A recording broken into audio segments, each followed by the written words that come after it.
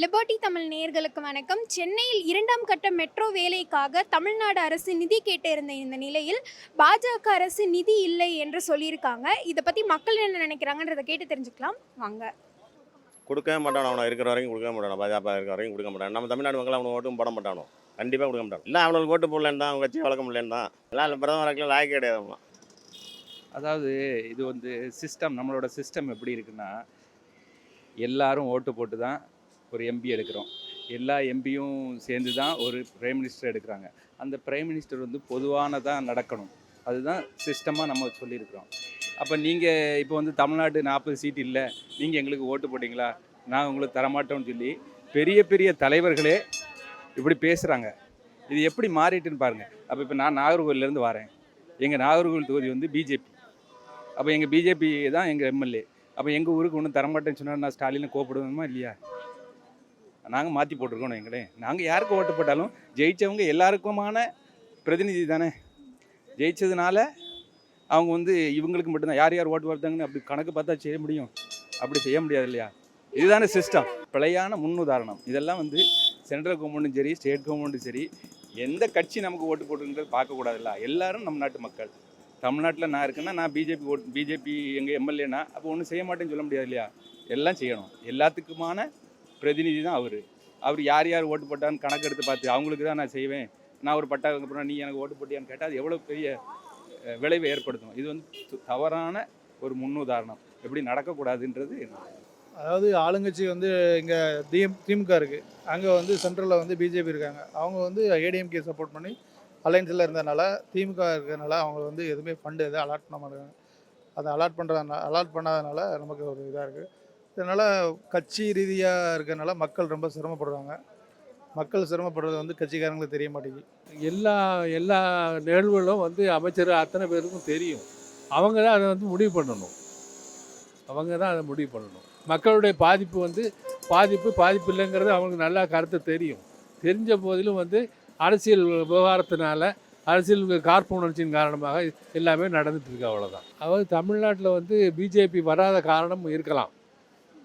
BJP வராதனால தமிழ்நாட்டுக்கு நிதி ஒதுக்கீடு சம்மந்தப்பட்ட இதை வந்து கொஞ்சம் காலதாமதப்படுத்தலாம். அது காழ்ப்புணர்ச்சி என்னென்னா, நம்ம பிஜேபி கால் உணர முடியலைங்க. டிஎம்கே கட்சி வந்து வளர்ச்சியாக இருந்துக்கிட்டு இருக்கு, அவங்கள வந்து நமக்கு உறுதுணையாக இல்லாதங்கிற ஒரு ஆதங்கத்தில் ஏதாவது பண்ணியிருப்போம். எல்லா மாநிலத்திலும் தராங்கன்னா அவங்களுக்கு அங்கே சப்போர்ட் பண்ணுறாங்க. ஆந்திரா மற்ற மாநிலம்லாம் சப்போர்ட் பண்ணுறதுக்கெல்லாம் அவங்களுக்கு அதிகமான நிதி கொடுக்குறாரு. அவங்க கேட்காதது கூட அதிகமான நிதி தான் கொடுத்துருக்காரு இப்போது. ஆனால் தமிழ்நாட்டுக்கு வந்து அவருக்கு கொடுக்க மாட்டேன்றாரு. இது எல்லாரையும் பழி வாங்குற நோக்கம் தான். ஏன்னா இந்த மெட்ரோ ஒர்க்கு பண்ணுறதுக்காக ஆரம்பித்து அவரும் முதல்வரும் வந்து 2 ட்ரிப்பு கேட்டு சரியான பதில் அவங்க சொல்ல. ஆனால் அதை பற்றி பேசணுன்ட்டு டெல்லி கூட போகிறேன்னு 2 நாளைக்கு முன்னாடி சொல்லியிருந்தாருங்க முதல்வர். ஆனால் இந்த நிதி கொடுக்காததால் இந்த ஒர்க்கெல்லாம் அப்படியே பாதிக்கப்பட்டு இருக்குது. ஆனால் அவங்களுக்கு கொடுக்குற மாதிரி இல்லைன்னு நான் நினைக்கிறேன். ஏன்னா அவங்க வந்து இதை பற்றி தமிழ்நாட்டை பற்றி எந்த முயற்சியும் எடுக்கலை அவங்க நினைக்கிறேன். அவங்கக்கிட்ட நிதி மட்டுமா இல்லை, நீதியே கிடையாது அவங்கக்கிட்ட. அதனால் அவங்க அப்படி தான் சொல்லுவாங்க. அன்புமணி சொன்ன மாதிரி 25 தொகுதியாவது வர வச்சுருந்தா ஓட்டு அது நிதி கொடுத்துருப்பாங்க அப்படின்னு சொன்னார்ல. அவங்க கொள்கையும் அதே கொள்கை தான், பிஜேபியோட கொள்கையும். ஒரு சீட்டு கூட வரல, அதனால் நமக்கு நிதி தரமாட்டாங்க தான், நம்ம மேலே பாரபட்சம் காட்டுவாங்க தான். அது இயற்கை தான். அவங்க வந்து அரசாங்கமாக நடக்கலை, பிஜேபி அரசியல்வாதியாக நடக்கிறாங்க. அதை தானே நான் சொல்கிறேன். இதுதான் தவறான முன்னுதாரணம்னு. எங்களோட பிரதிநிதித்துவம் பார்த்தீங்கன்னா, அப்போ நான் சொல்கிறேனே, நாங்கள் ஒருத்தருமே ஓட்டு போடல, 40 சீட் இல்லை, அப்போ நாங்கள் சென்ட்ரலுக்கு வந்து டேக்ஸ் கட்ட மாட்டோம்னு சொல்லிடலாமா? சென்ட்ரல் ஜிஎஸ்டி உங்களுக்கு கட்ட மாட்டோம், நாங்கள் தமிழ்நாடு எடுத்துக்கணும்னு சொல்ல முடியுமா? அது சிஸ்டத்தில் இல்லைல்ல. இப்படி தானே சிஸ்டம் இருக்குது. அப்போ நம்ம கூடுதல் நம்ம வந்து வரி கட்டுறோம். அப்போ நமக்கு அதுலேருந்து கிடைக்கத்தான் நம்ம கேட்குறோம்.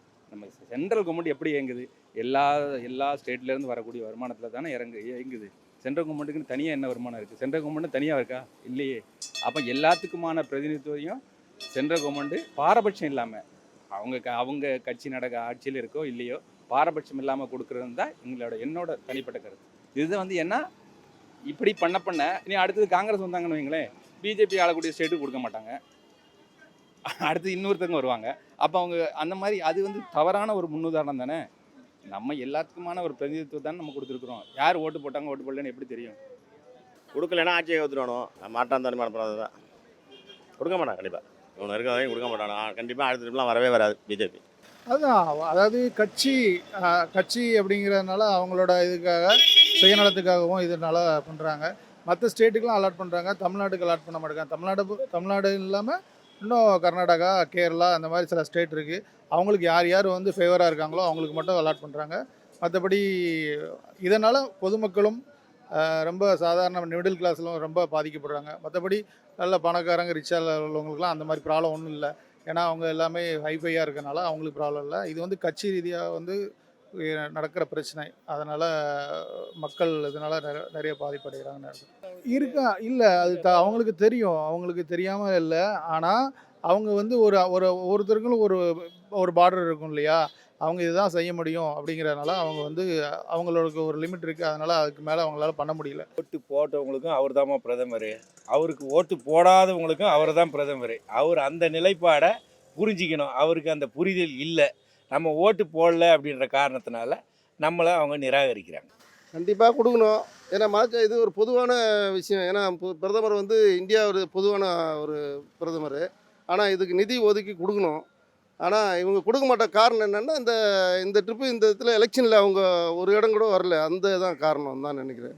கண்டிப்பாக அது பார்க்கணும். ஏன்னா பிரதமர்ன்றது இந்தியாவுடைய பிரதமர், எல்லாருக்குமே தான் பிரதமர். ஏன்னா எல்லாருக்கும் ஒன்றா தான் பார்க்கணும். ஆனால் இவர் பிரித்து பார்க்குறாரு போது இவர் பிரதமராக இருக்காரான்ட்டு எங்களுக்கு சந்தேகமாக தான் இருக்குது. அவங்க தான் சொல்லிட்டாங்களே, நான் எலெக்ஷன்லேயே நிற்க மாட்டேன், நான் நின்னா ஜெயிக்க மாட்டேன், எனக்கு அது காசு இல்லைன்றாங்களே. அப்படி சொல்கிறவங்கள்ட்ட நீங்கள் இப்படியெல்லாம் எப்படி எதிர்பார்க்க முடியும்? ஒரு எலெக்ஷன், அதாவது நம்மளோட மக்கள் பிரதிநிதி சட்டம் என்ன சொல்லுது? ஒரு தேர்தலை சந்தித்து ஒரு மக்கள் பிரதிநிதித்துவம் பட்டு அவங்க ஒரு எம்பி ஆகி அவங்க தான் பவரில் வரணும். அப்படி தானே? இவங்க அதே என்ன விரும்பலைன்றாங்க. அவங்க இந்த மாதிரி தானே வருவேன்றாங்க. அப்போ நீங்கள் அவங்கள்ட்ட என்ன எதிர்பார்ப்பீங்க? அவங்க என்ன சொல்கிறாங்க? காசு இல்லை. அப்போ அவங்க பிஜேபியில் வந்து நான் 534 சீட்டில் கிட்டத்தட்ட 450 சீட்டு பிஜேபி நின்று இருக்கு. அப்போ அவங்க ஒருத்தட்டையும் காசு உள்ளவங்க தான் இருக்காங்களா? காசு இல்லாதவங்க யாருமே நிற்கலையா?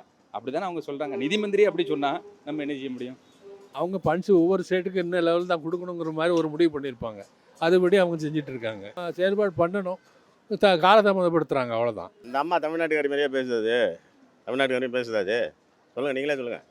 தமிழ்நாட்டுக்காரி மாதிரியே பேசுது. என்னமோ டெல்லியிலே பிறந்து டெல்லியிலே வளர்ந்த மாதிரி பேசுது. அதெல்லாம் செய்ய மாட்டாங்க. அதுதான் நிதி ஒதுக்காத காரணம்னா இந்த அரசியல் கட்சி, அதாவது திமுக இருக்காங்க அப்படிங்கிறக்காக அது பண்ணுறாங்க. வேற ஒன்றும் இல்லை. என்னோட கருத்து என்னென்னா கட்சியோட இதுதான். அது திமுக அப்படிங்கிறனால வந்து அவங்க இது ஒதுக்க மாட்டேங்காங்க. வேற ஒன்று பழி வாங்குறதுன்னு இருக்கலாம். ஏன்னா நிறைய கேள்வி கேட்குறாங்க, மினிஸ்டர் எல்லாமே கேள்வி கேட்குறாங்க. அதுக்கு பதில் வந்து அவங்க முறையாக சொல்ல மாட்டேங்காங்க. கேள்வி நேரம் இருக்கும்போது கூட அவங்களுக்கு வந்து சரியான ரெஸ்பான்ஸும் இல்லாத போது அவங்க வந்து ஒன்றும் பண்ண முடியல. வேற ஒன்றும் இல்லை. 40 பேர் ஜெயித்தாலும் அவங்க வந்து பிரயோஜனம் இல்லாமல் தான் இருக்குது. அதுதான் என்னோட. சந்திரபாபு நாயுடுக்கெல்லாம் கொடுக்குறாங்கன்னா, சந்திரபாபு நாயுடுக்கு நிதிஷ்குமாருக்கெல்லாம் கொடுக்குறாங்கன்னா அவங்க இல்லைன்னா ஆட்சியே இருக்காது. அவங்க சப்போர்ட் இருந்தால் தான் ஆட்சி இருக்கும். அதனால் அவங்க 2 பேருக்கும் கொடுக்குறாங்க. நிதிஷ்குமார் ஏற்கனவே பல்ட்டிக்குமார்னு தான் அவருக்கு பேர். அதனால் அவர் எங்கன்னா பல்ட்டி அடிச்சிட போகிறான்ற ஒரு பயத்தில் நிதிஷ்குமாருக்கு நிதி தராங்க. சந்திரபாபு நாயுடு மேலேயும் ஒரு பயம் இருக்குது. அதனால் அவங்களுக்கு மட்டும் சிறப்பு நிதியாக கூட தராங்க, நமக்கு தரமாட்டாங்க. அவங்க அப்படி தான். அதுதான் அவங்க வந்து அவங்களுக்கு சப்போர்ட் பண்ணுறாங்க. ஏன்னா அவங்க வந்து பாதி அவங்க சப்போர்ட் பண்ணியிருக்காங்க. இந்த ஒன்றிய அரசுக்கு அவங்க தான் வந்து இப்போ அவங்களுக்கு சப்போர்ட்டில் தான் இன்றைக்கி ஆட்சியே இருக்குது. அதனால தான் அவங்களுக்கு சப்போர்ட் பண்ணிக்கிறாங்க. மற்றபடி வேறு ஒன்றும் இல்லை. ஏன்னா தமிழ்நாட்டை வந்து அவங்களுக்கு கொடுக்கக்கூடாது ஒரு எண்ணம். ஏன்னா நம்ம ஒரு சீட்டு கூட வரலையே, இங்கே கொடுத்து பிரயோஜனமே இல்லை என்று பிரதமருடைய எண்ணம்னு நினைக்கிறேன் நான்.